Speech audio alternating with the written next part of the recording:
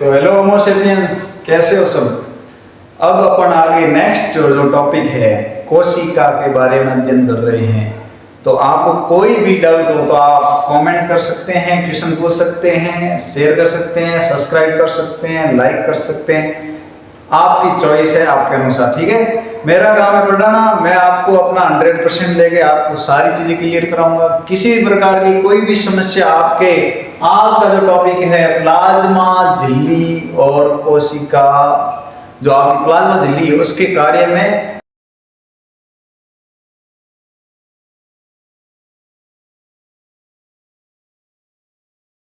एक तो सुसाध्य परिवहन जिसमें एटीपी की आवश्यकता, ऊर्जा की कोई आवश्यकता नहीं, अपने आप पदार्थ आते जाते रहते हैं कोशिका झिल्ली के अंदर।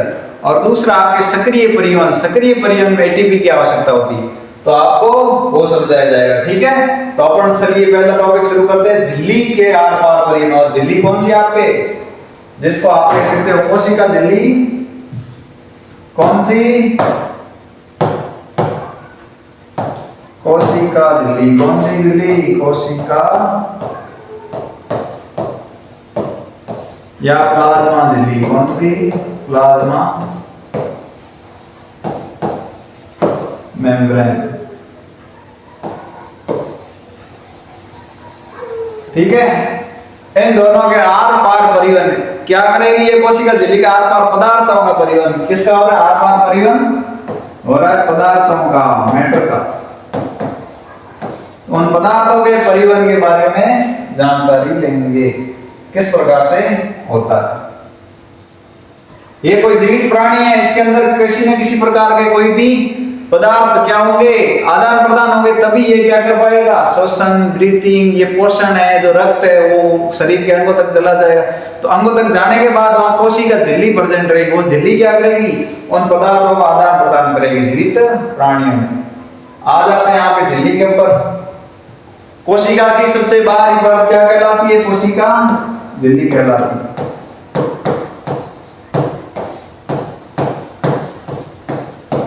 जिसको आप बोलते हो सेल मेम्ब्रेन, ठीक है।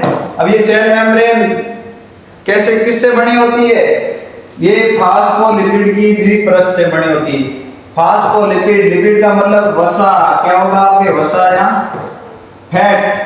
फैट की द्विपरत, एक परत ये, एक परत ये, एक ये वाली परत और दूसरी ये परत, दो परतों से बनी होती है। तो ये नाम याद रख लेना कि कोशिका झिल्ली किससे बनती है, फास्फोलिपिड की द्विपरत से। इससे फास्फोलिपिड की द्विपरत से। उसके बाद आ जाते हैं इसके अंदर, अब ये फास्फोलिपिड की द्विपरत है, इसके बीच में क्या पाया जाता है, प्रोटीन चैनल पाए जाते हैं। क्या पाए जाते हैं, प्रोटीन चैनल पाए जाते हैं, प्रोटीन के वाहक पाए जाते हैं। वो प्रोटीन वाहक प्रोटीन होते हैं, वो क्या काम करते हैं, एकल, एकल का मतलब पदार्थों को केवल एक ही दिशा में परिवर्तित करते हैं और केवल एक पदार्थ का परिवहन करते हैं। संचालक एक या एक से अधिक पदार्थों का परिवहन करते हैं, सिंपोर्ट बोलते हैं जैसे। और विनियामक विपरीत दिशा में पदार्थों का परिवहन करते हैं। कैसे करते हैं देखते हैं।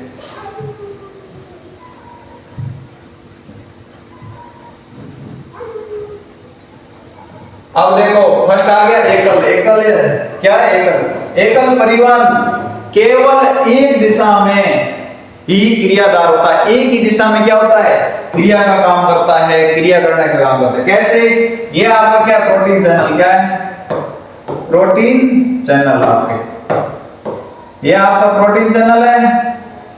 अब ये केवल अणुओं को किस, इस दिशा में ही लेके जाएगा, एक दिशा में। कैसे, एक ही दिशा में, केवल एक दिशा में होता आपके एकल प्रोटीन परिवहन। दूसरा आपके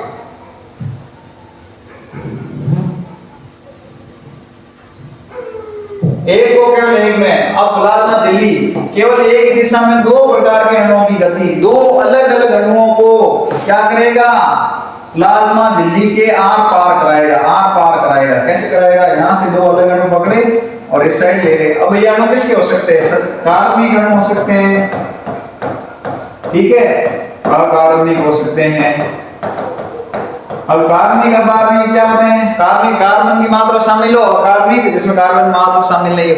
कार्बनिक आपके CO2 आ गई, ठीक है, ग्लूकोज आ गया, और अकार्बनिक में गैसें आ गई O2, H2 और बाकी सारी H2,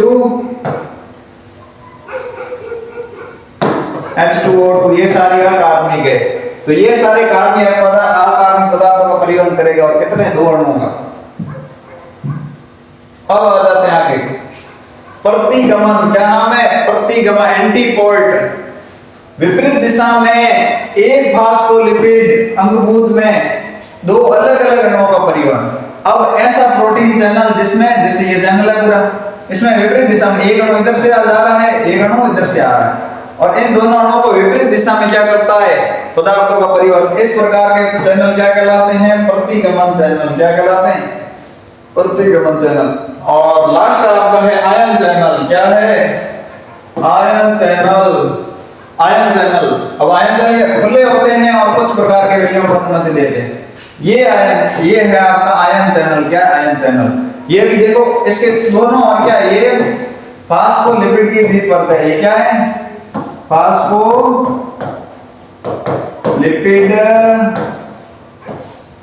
द्विपरत। और इनके मध्य क्या पाए जाते हैं? Protein channel. क्या पाए जाते हैं? Protein channel. और ये क्या करते हैं? पदार्थों का परिवहन करते हैं। पदार्थों का परिवहन करते हैं। ठीक है। अब उसमें भी पदार्थों के परिवहन किस किस प्रकार का, उसके बारे में अलग अलग डिटेल में है। आयन चैनल वो होते हैं जो क्या करते हैं, केवल कुछ विशेष प्रकार के विलय, ये क्या करेंगे, सिलेक्ट करेंगे। भाई साहब आप क्या हो, आपकी क्वालिफिकेशन अच्छी है, आप आ जाइए, आपकी हाइट कम है, आप बाहर निकलिए। इस प्रकार से क्या करता है? सिलेक्शन करता है, विलियम को सिलेक्टेड करता है। आमतौर पर अकार्बनिक आयनों को पार कर जाते हैं। ये केवल किसको, जिसमें कार्बन की मात्रा, ये वाला कार्बन भाई साहब निकलो, हमारा आपकी जरूरत नहीं है। जो जिसमें कार्बन नहीं है वो अंदर आइए, बाकी वाले निकलिए बाहर। इस प्रकार से आयन चैनल क्या करते हैं? केवल कार्बन अकार्बनिक अणु का। अब देखो वाहक प्रोटीन में परमीएज होता है। क्या होता है? परमीएज। परमीएज मतलब पारण। इस प्रकार से ये वाहक प्रोटीन जो किसकी, फास्फोलिपिड की द्विपरत के अंदर धसा रहता है और क्या करता है? पदार्थों का आदान प्रदान करता है। सेम ये सुसाध्य परिवहन, देखो नाम है सुसाध्य। सुसाध्य मतलब अच्छे से क्या हो रहा है? सुसाध्य विसरण हो रहा है, बिना किसी परेशानी के एकदम सावधानी से अच्छे से परिवहन हो रहा है, उसको बोलता है सुसाध्य परिवहन। जिसमें ऊर्जा की आवश्यकता नहीं होती है, तो ऐसा परिवहन जिसमें ऊर्जा एटीपी नहीं चाहिए। क्या नहीं चाहिए?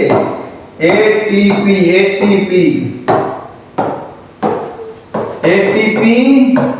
नहीं चाहिए, ऐसा परिवहन क्या कहलाता है? आपके सुसाध्य परिवहन कहलाता है। अब आते हैं ऐसा परिवहन जिसमें एटीपी की आवश्यकता होती है, उसको बोलते हैं सक्रिय परिवहन। सक्रिय परिवहन, एक्टिव ट्रांसपोर्टेशन।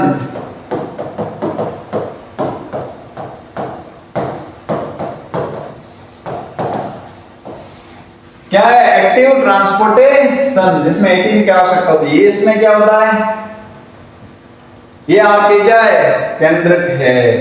अपन पढ़ रहे हैं कोशिका झिल्ली, प्लाज्मा झिल्ली के बारे में, जिसमें इस प्रकार के प्रोटीन चैनल पाए जाते हैं। बाकी क्या है? फास्फोलिपिड की द्विपरत पाई जाती है। अब होता क्या है, देखो, अब इस फास्फोलिपिड की द्विपरत के अंदर और बाहर की ओर क्या पाए जाते हैं?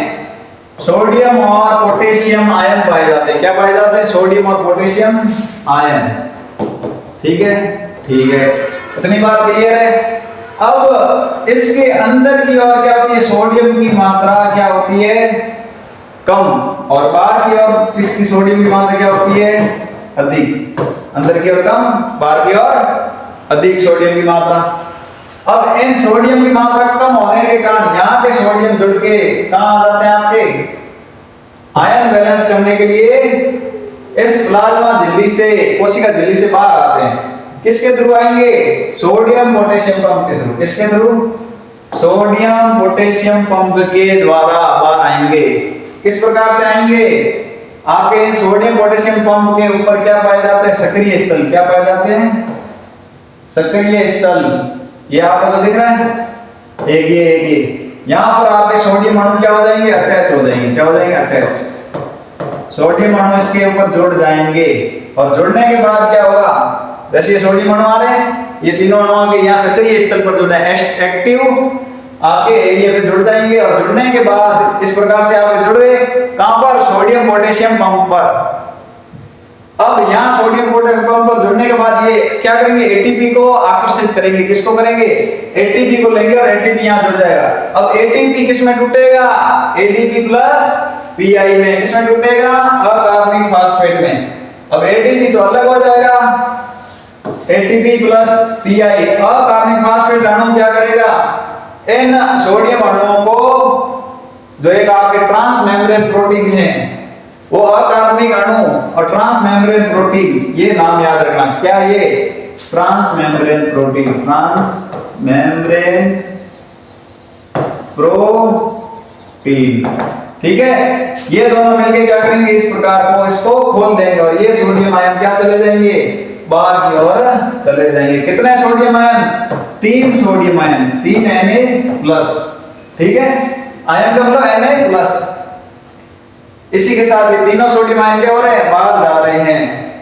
और फिर बाहर से क्या होगा, 2 sodium ion, 2 potassium ion, 2 potassium ion क्या होंगे, इसके अंदर 2 पोटेशियम आयन इसके अंदर आ जाएंगे वापस, इसके अंदर प्लाज्मा झिल्ली और कोशिका के कोशिका द्रव्य में पहुंच जाएंगे। इस प्रकार से क्या होगा, आपके ट्रांस मेम्ब्रेन प्रोटीन झिल्ली के प्रोटीन परिवहन में या झिल्ली परिवहन में प्रोटीन क्या करता है, मदद करता है। सोडियम पोटेशियम पंप क्यों होता है, आयन की सांद्रता की सक्रियता को बनाए रखने में मदद, आयन की सक्रियता की सांद्रता, आयन की क्या होता है, आवागमन को बनाए रखता है। अब देखो, कोशिका में प्रोटीन से बनी एक कोशिका झिल्ली होती है और जिसमें फास्फोलिपिड की परत होती है। प्रोटीन से बनी एक झिल्ली और एक होती है आपके लिपिड से बनी द्विपरत। अंतःकोशिकीय द्रव आईसीएफ में पोटेशियम आयनों की उच्च सांद्रता होती है। किसमें, आपके अंतःकोशिकीय द्रव, कोशिका के अंदर जो द्रव पाया जाता है उसके अंदर किसकी मात्रा अधिक होती है, K+ की, पोटेशियम आयन की मात्रा। और बाह्य कोशिका द्रव्य में तुलना में सोडियम आयनों की सांद्रता निम्न होती है। बाह्य कोशिका द्रव्य की तुलना में सोडियम आयनों की संख्या वहां क्या होती है, कम होती है। क्या होती है, कम होती है।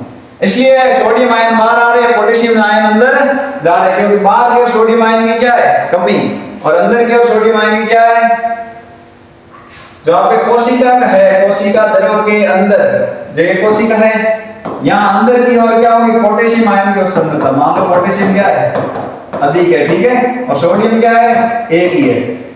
और बाहर की ओर मतलब सोडियम क्या आयन, सोडियम में सोडियम आयन है, ठीक है, सोडियम आयन, सोडियम आयन, इस प्रकार से, ठीक है। और बाह्य कोशिकीय द्रव्य की तुलना में सोडियम आयनों की सांद्रता निम्न होती है। इस प्रकार से क्या होंगे, सोडियम आयनों का ट्रांसफर होगा। सोडियम पोटेशियम पंप में ट्रांस मेम्ब्रेन, सोडियम और पोटेशियम पंप में ट्रांस मेम्ब्रेन प्रोटीन होता है। उस पंप के अंदर कौन सा प्रोटीन पाया जाता है, ट्रांस मेम्ब्रेन। ट्रांस नाम सुना, ट्रांस का मतलब स्थानांतरण करने वाला, मेम्ब्रेन का मतलब झिल्ली के आर पार करने वाला protein, trans membrane protein. Sodium potassium pump एक सक्रिय प्रक्रिया द्वारा कोशिका को सोडियम और पोटेशियम आयन सांद्रता को बनाए रखने में, देखो सोडियम पोटेशियम पंप क्या करता है, आयनों की सांद्रता को बनाए रखता है सक्रिय रूप से। इस प्रकार से आपके क्या हुआ, कोशिका झिल्ली और कोशिका नहीं, प्लाज्मा झिल्ली और कोशिका झिल्ली क्या करती है, पदार्थों का परिवहन करती है, 2 प्रकार से, सुसाध्य परिवहन और सक्रिय परिवहन।